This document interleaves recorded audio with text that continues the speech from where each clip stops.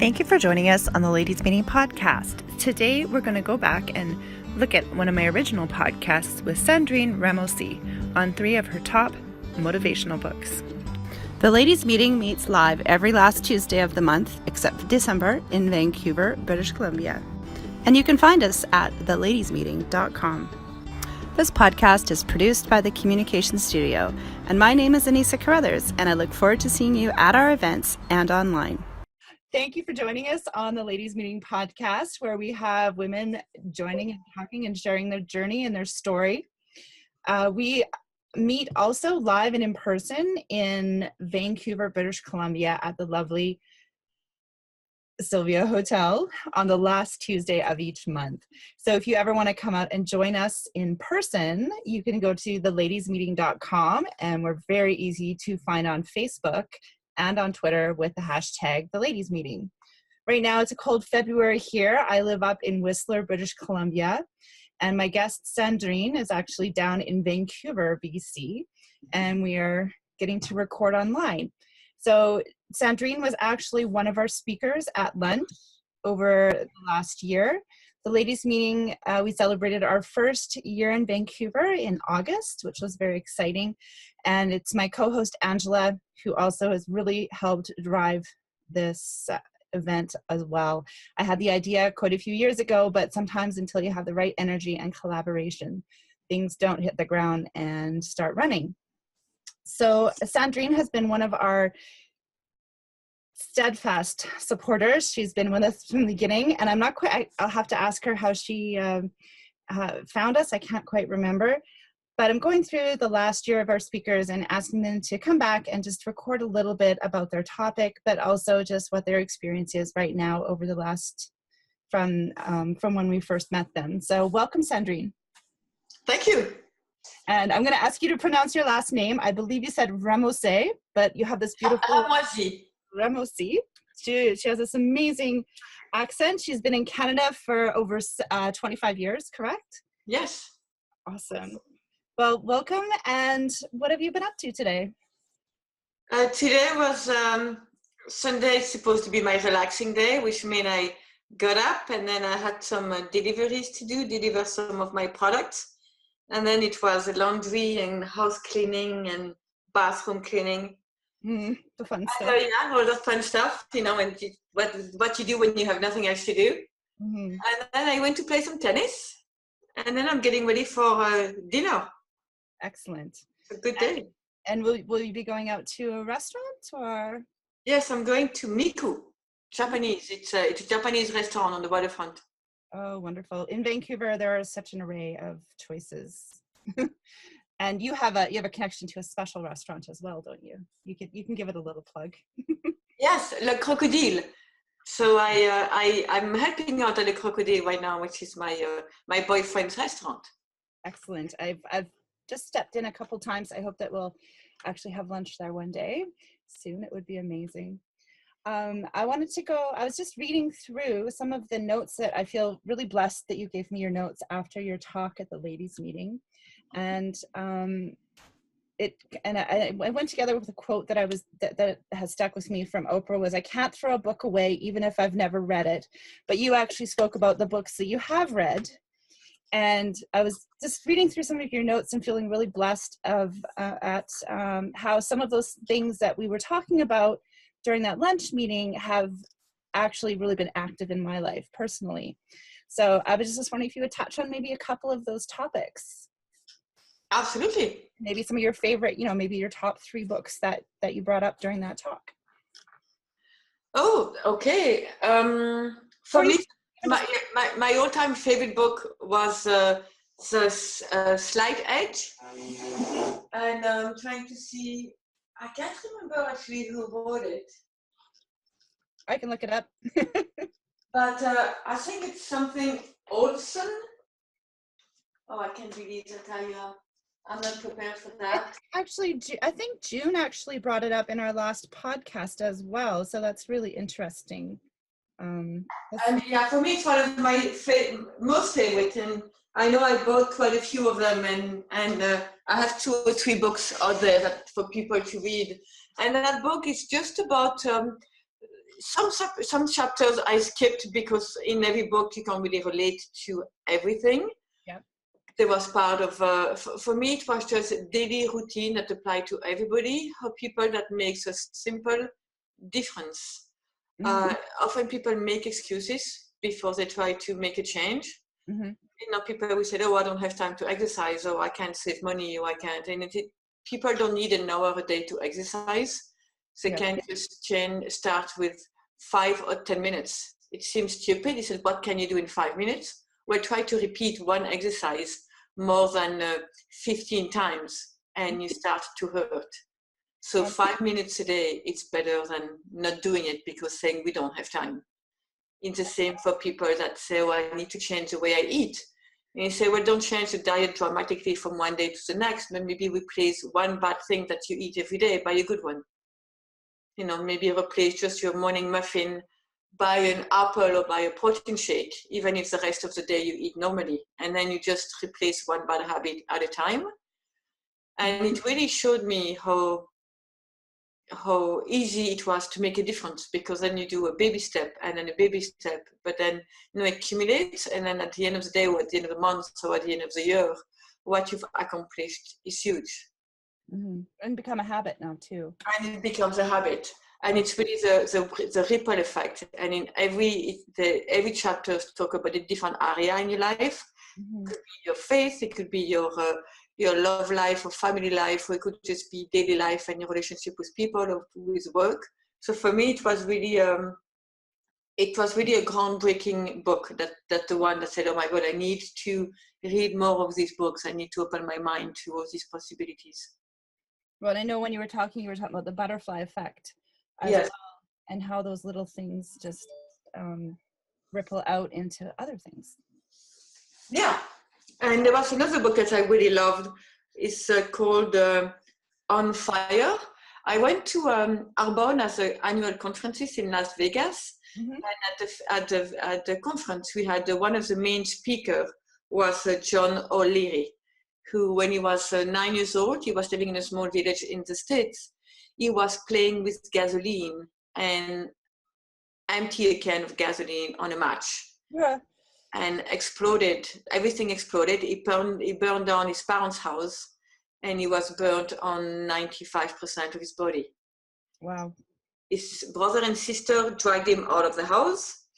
And when they were waiting for the ambulance to come and the fireman, his sister was running in and out of the house with a glass of water to throw the water on his face. Right. So the little boy is burned to the bone. Everybody thinks he's going to die, and he doesn't die. And what kept him going is people didn't give him the choice. People never treated him like he was any different.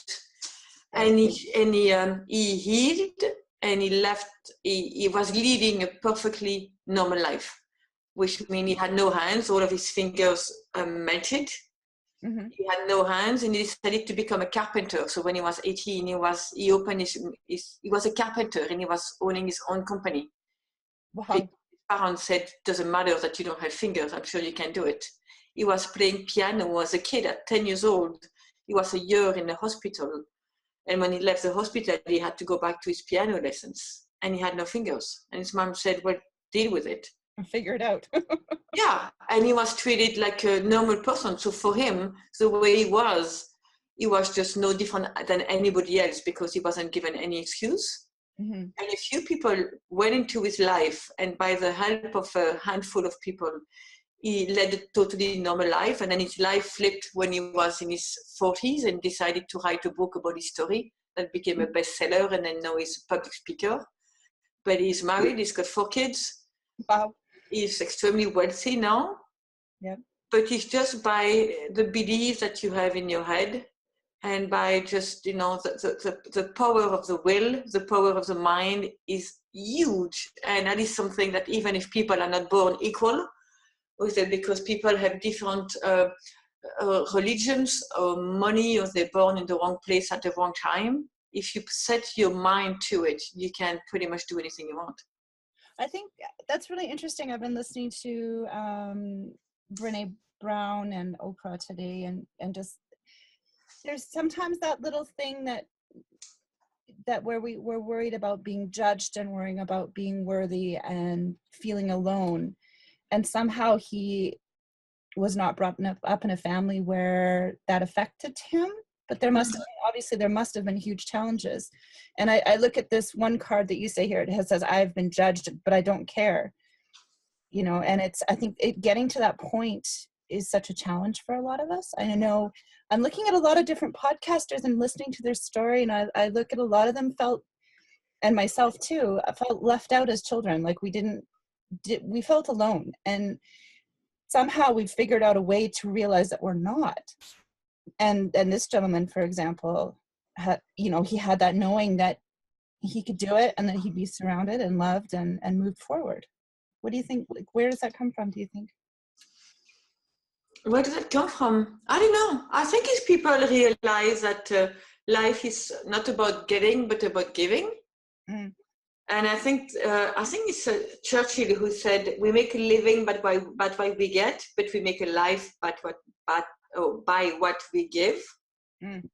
And I think some people notice that if you really look around you, and you want to, you are aware of what's around you, and you want to make a difference, and then when you do something for someone, and you said, okay, what else can I do? What is that little extra that I can do for others? And that it really brings a new dimension to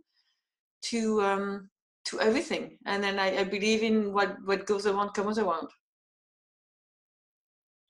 Well, and you've kind of taken that to you're one of those people that really walks that walk and comes through so authentically that way, because you're, if I can mention, you're not just saying this, you're actually going to be, you know, offering a part of your body as a transplant, which most people aren't willing to go that far and to be committed to helping other people that much.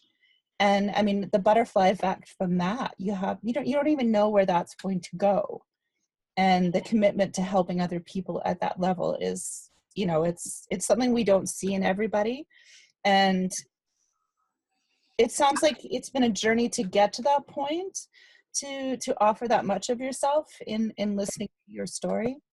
And if there was one thing you could, like one of these things, and you know, because you've really taken a long time on your journey to discover a lot of these tools, if you could just pick one, what would it be, do you think?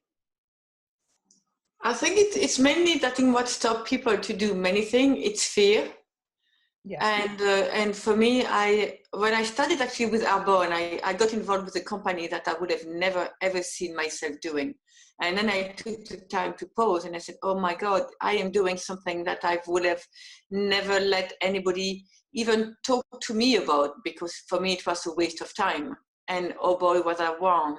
And then I decided to take the time and I said, okay, what else have I been close to, or have I said no to, or do I have a set opinion on for no reason, for just because, I don't know, like it's not founded. Why do I say, oh, I like this, but I don't like that? Do I really know that I don't like something? Like, why are we afraid of donating like a kidney? Why are we afraid? Do we really think that doctors will take a kidney out of a healthy person if it wasn't safe to help another one? Like, it doesn't make sense. Mm-hmm. And people said it's a big deal, yes, but people would not do it if it wasn't safe. And I think a lot of the time, if people see fear, if people see doubt, instead of trying and figure out really what's behind it, I think ignorance and fear is what's stopping most people to do what they want in life. Mm-hmm. And then when you really take the time to open your mind and picture the worst case scenario, you gain a lot of freedom from it. Mm-hmm. Well, I think sometimes it's those baby steps. I know for me, when my kids were first going over to their dad's for the weekends, for example, I had all this time by myself. I didn't know what to do with myself, and I was afraid of me, you know. And one of the first things I did was I went kayaking, and I have an immense fear of deep water. Like, we're talking, like, I'm surprised my hair doesn't turn white if I'm out in the middle of the ocean, you know, that kind of fear. Probably from watching Jaws as a child. It makes no sense. It's not. Yeah, it's not based on anything. Yeah. But what I found, and it was my last penny. I had a garage sale so I could go kayaking for the day and take this one-day course. But what I found is going and doing that one thing that I was really afraid of was probably the tipping point to going and building better relationships with people that I was afraid of. And people were one of my biggest fears, and being judged by them. But by doing something that I was personally afraid of, it kind of took the edge off of the next thing I was afraid of. And it started to build, going on these little adventures and realizing I could take on my own fears, and then they were, redefined in other places. Yeah, it's like a lot of people are afraid of public speaking as well. And I used to be terrified. And then someone told me, okay, what is the worst that can happen? You're in front of the room and maybe you mumble and maybe you sweat a little or you're uncomfortable. And then what? Like the worst is like, okay, I don't give a great speech. Maybe probably half of the people in the room couldn't be any better than me. And then if I don't do a great speech, well, that will gain experience from it. I will try to find out what stopped me, where I stalled, and then I'll do it better next time. Mm-hmm. I found networking groups were really good for that, because I would get up and again, my knees would be knocking just saying my name in front of 20 or 30 people. And I would go back every week and still have my knees knocking, but I would say a little bit more. And literally it might be an extra sentence or say something with a little bit more confidence. And it took probably 5 or 6 years of doing that every week, taking a Toastmasters class. And then now I can get up and run my own group. But it took those little baby steps to get over those fears as well. It's not so, it wasn't magic. Mm-hmm. Mm-hmm. And the third thing that I really learned in my business for the past couple of years is how to do everything in a positive way, which means I've always been a happy person. I've always seen the glass half full. Mm-hmm. But how is when you think or when you talk, never use bad thought in a way that, like, let's say, okay, after Christmas, people have a few pounds to lose, and said, okay, I don't want to, instead of saying, okay, I don't want to be fat anymore, or I don't want to have an extra 10 pounds, you have to say, oh, I would like to be fitter, or I would like to be healthier, or I would like to make better the choices in my food habits. Mm-hmm. Like I wanted to learn how to ski, and somebody asked me, okay, so are you a good skier? And I said, oh no, I can't ski. Mm-hmm. And then I really realized when people brought it up to me that by saying that, we kind of confirm to ourselves that we cannot do it, and we are sabotaging ourselves to do it better. And it sounds stupid until I took the time to focus on what I was speaking and see how it affects myself. And it really, really make a difference. If you think positive, like I think what you think, it's just planning the way for you to get there. So if you think negative, if you said, oh, I don't want to be tired anymore, you are going to be more tired. If you said, oh, I want to be more energetic, you are going to be more energetic. Well, this afternoon I said I want to make sure I fit in one more podcast today, and the phone rang, and you called me. So. See, and it sounds absurd, but I have tried it, and it really works, and it's amazing. Like today, I was telling Michelle, I did a few deliveries for my product yesterday, and there was somebody I really wanted to see. I haven't seen her in a few months. Mm-hmm. And when I did the delivery, she wasn't there. So I left the package for her. And I told Michelle, oh, that's too bad. I've seen everybody but her. And then today I had one more delivery to do. And on my way, I decided to stop to get my eyebrows threaded. Because I was in the neighborhood and I stopped and I go into the parking lot and the parking lot was full. Right. So I said, yeah, come another time. I pull out. And for some reason, I just turned. There was a private parking lot. I'm not supposed to stop. Mm-hmm. And I said, threading just takes 4 minutes. I'm going to double park and see if I can get in. And I went in and I saw that woman that I missed yesterday. That's amazing. Which is, I wasn't in my neighborhood at all. I have no idea where she lives. Mm-hmm. And it was like, this is amazing. And this is like a small, it's a small studio, like it's about the size of my kitchen. So right. It's a tiny hole in the neighborhood. But it's weird if you really set your mind of things, if you believe it's going to happen, if you see it happening, if you feel it happening, it's going to happen. And for me, it is a tool that is so huge because it is so simple. and it is so unbelievable that it works. Well, I think what you said is the words that you use make such a difference, and putting things into the positive as to where in alignment with what your goals are Mm-hmm. are really the key. And I know, for example, over Christmas, I got really off track. And so I was just like, what is going on with my mind? Like just the way my mind was talking, you know, that self-talk that I really call Mm-hmm. mind, that sometimes it comes back if you don't, you need to exercise it and you have to work with it. And so I was like, okay. And Oprah had done her talk, you know, that talk. And it's like, okay, Mm-hmm. I need to listen. I've never been a big, not that I'm not an Oprah fan, but I'm not one to follow a lot of people. And I was like, I need Yes. to listen to this woman. She's making an impact. And in listening to her, you start listening to some of the other people she's interviewed, like Brene Brown, like, sorry, losing my voice a little, or there's a couple other people that I you know, they had a lot of impact. Or listening to some of her interviews with Maya Angelou, or just they had sleepovers and that. So it Mm-hmm. was cool to just, you know, retrain your brain. And it is training to get your mind. Sometimes we get a little off track, and to start listening to and hanging out with people that will help you correct a little bit of your language, because it really guides you to where you want to go. And I think you've totally nailed it there. You need to be open-minded as well, because for me, I used to be like, oh yeah, it's honestly, even when I hear myself talk, it's not something I would have believed would work. I'm not a spiritual person at all. I don't have a faith. I don't like any kind of voodoo. For me, I'm really black and white. I have to see it to believe it. Mm-hmm. So when I heard this concept at first, it took me a while to decide to take the time to test it out. Right. But when I realized as well, reading all of these books, is that all of these people, I said, why wouldn't I believe this when everybody that wrote this book is living their perfect life?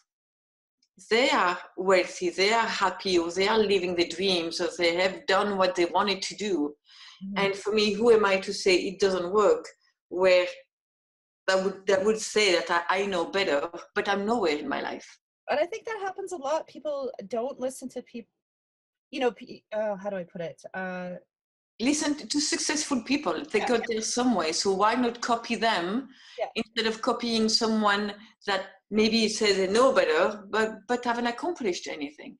Mm-hmm. And I find that, like, seeing them as mentors, even though we may not get to meet or touch them, and connect with them, still using them, because there's so much technology now that we can't use it as an excuse not to listen to other people that you can find someone that you connect with that has similar goals, and see what they did to achieve it. And I mean, there's going to be a blueprint there. And I don't know if you've ever read E-Myth, Michael Gerber, but No. all he did is he's just created a blueprint for successful businesses. And you know, you just walk through it step by step. And I've built $1 million businesses for other people by literally just reading the book and taking a little, on the side of my desk, building their someone else's business, just step by step, following it. And then when the bank wanted a business plan, it was like, here it is. Where's your marketing plan? Here it is. And all I did was just follow the instructions, you know? So the blueprint for success is out there.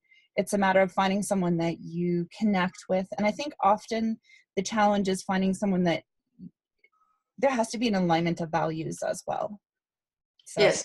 and when people can start to see that, and sometimes we don't know what other people's values are until we really listen to not just what they're saying, but, you know, what their intention. Or as Oprah said, she says before at all of her meetings or interviews, she says, what is my intention? You know, I thought about, what is my intention in talking to you before this meeting, so that I know at the end that I've got something that I want to share. And, you know, in talking to you earlier, I was listening to what your intention is, and I know, you know, why you're doing your business, and I know why I'm doing the ladies meeting. And when we set those intentions and then start using those words together, it all comes together like magic. I am reading a book right now called Start With Why. I think it's Simon Sinek. Right. And it's also the same thing. He said, okay, people go into business because they want to make money. Mm-hmm. And but the thing is, why do they want to make money? Like, why do you want to reach the goal that you set yourself? You really have to go deep into that. And that's really that reason behind it that is going to lead the way. Yeah. Some people said, oh yes, I want to get married and have kids. Why? Like, what would you find in a meaningful relationship? What having kids will mean to you? And you always have to find, okay, start with why. Why do you do what you're doing? Or why do you want and once you know that, it really, like, you need to know where you're going. You need to know why you're going there. You need motivation. Otherwise people get lost or people lose the motivation. But it is so, I don't know, so simple in a way. You just have to take the time and to be extremely open-minded. Mm-hmm. I realized that I was not open-minded at all. Is there a moment? I mean, I've asked this a couple people this question, and I think it's kind of relevant to this topic. Was there ever a moment in your life when you lost hope, and how did you come back from that? Because it sounds like you have, like many of us. I know for me, I've had that. You know, it's like you hit rock bottom, and you don't know how you're gonna get your feet on the bottom of the barrel and push yourself back up. Was there something that, or someone, or you know, what would bring you back from For me, I can't really say that I've hit rock bottom one day. I've had moments when I had nothing, but I've never been lost. I've always knew I would be able to just keep my head afloat, because I'm the kind of person that I would do anything. I don't care where I live. Like, I don't care if I leave my house. I don't care if I live in a small, dirty apartment in the bad side of town.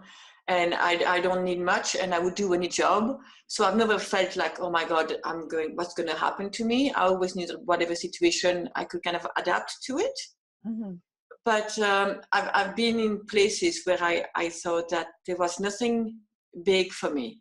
Like, I was in my life, and I just never thought about what I was. I would just get up, work, go to bed, sleep, get up, work. And then when I realized that, okay, I'm just doing this, but I can't do this forever, and then what? And then I realized, okay, I have no idea. I have no idea what the rest of my life is going to be like. I knew. And quickly enough, I just took a plunge. I quit my job quickly. Yeah. And I needed I needed that place of, can I say, urgency. I needed to put my place in a situation where I had fire under my behind, and said, okay, no, you have to shake it up because you've got nothing. Right. And for me, I found it was easier to react than to be stuck in a position where, okay, I'm earning a living. There's nothing really bad happening to me. And I think for me, getting stuck in a bad situation was more difficult to get out of than to have nothing, because when I had nothing, then I had nothing to lose, and I was willing to take any chance. That's really interesting. I know I used to help run some mastermind groups, and one of the guys he was in real estate. Mm-hmm. And as soon as he made a big sale, he'd spend all the money and just stop working because there was no urgency. And so what they got him to do, they'd take the money away. And then, so there was always urgency. But it's funny how until there's urgency, sometimes we can't seem to make those leaps where we really, really take massive action. And it doesn't kind of make sense. That's what I did for me. When I got stuck, I actually quit my job. And I just said, okay, now I have to make things happen. And that's where I started to be really focused. You have to really think then, okay, what do I really want? And then you need to know exactly what you want to get it. And then it was the first time in my life where I really took the time to say, okay, what do I want? How can I get there? And then I wrote it down, and I, wrote my goals. And then now I've just, I don't know, my life has been different over the past 2 years, just because I'm focused, because I know where I'm going. And it's very freeing. Do you find that writing things down makes a big difference? Huge. Do you keep a journal? Not a daily journal, but yes, I keep a journal. I take notes of everything, of good podcasts. I take notes from my books, from meetings, from things to do. and my goals as well. I keep on writing them regularly, and I see how they change or how I accomplish them. Mm-hmm. And yes, for me, and because just to see things, not only to read them, but to write them, but to read them again, and also talking about it. I think if you have any goals that you set in your mind, if you tell them out loud to someone, something sounds very different when you hear it coming out of your mouth, and rather than when you write it down or you think it. Yes. I have had thoughts that just seem very casual in my mind, and then when I talk to somebody about it, sometimes I cry, or it gives me chills, or it just surprised me, and I said, "Oh my God, I've never." So it's important to share it and to put it down for me. I don't think you can. I think it's extremely important, actually. Mm-hmm. Well, I find that we get together once a month. For me, it's like having this commitment at the end of each month that if it weren't there, I wouldn't necessarily get as much done. Right? There's this like, But I always take notes. At every meeting I've been to, I always take notes. oh, that's interesting. There's somebody that will say something that I want to remember, and then people talk about themselves as well. And when people always say something personal, and sometimes you hear something that really that you couldn't have guessed about someone, or that really speak through you or to you. And so I like to make note of that, because I think sometimes people just put little things about themselves that they wouldn't always share with people. And I think when that come out, I want to remember it. So if you do see that person again, you have a topic to start from. Mm-hmm. And I think it's an amazing tool to have. That's beautiful. Well, it's so beautiful. Why don't we end there? Because I know you have dinner. Perfect. Yes. Well, and I really appreciate you sharing this with me again, and just reviewing a few of the things that we've talked about before.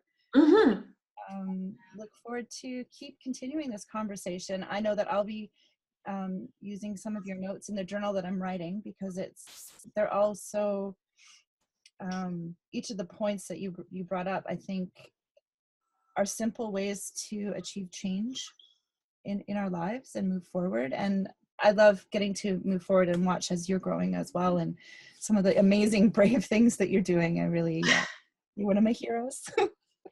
So thank you very much. I'm going to turn off our recording now, and Okay. I'll talk to you in a minute. Thank you. Yeah. This podcast has been produced by the Communication Studio and Anyssa Carruthers at the Studio C.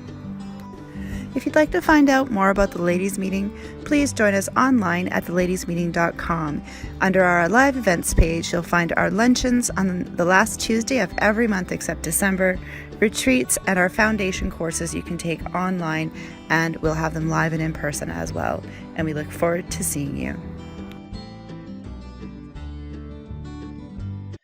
How was tennis? It was good. It started very bad, and then at the end I started to play a bit better, so it was fun. Is it indoors, I assume? Yes, and Michel is quite good. So when he plays with me, he plays down a bit, but it's just so we get to move, just to get moving. Yeah. But I love it. I really, really enjoy it. I'm not very good at it, but I really enjoy it. Yeah, I'm not good at tennis, but it's so exciting, and it gets your adrenaline up really quickly. Yeah, just the fact to run around behind the ball, and I find it fun. So it's I've only played with Michel, really. Mm-hmm. So he plays nice with me. Have you ever played squash then? When I was younger, I played squash, yes, and I really like that too. I've never played squash in Canada. Well, I've played it in Canada, but not for a very long time. But there seems to be a bunch of us that would like to, so maybe we need to put that onto the Tuesday afternoon agenda at some point in a year or whatever. So let me do just a little introduction, and then I'll trim this all up later. Okay.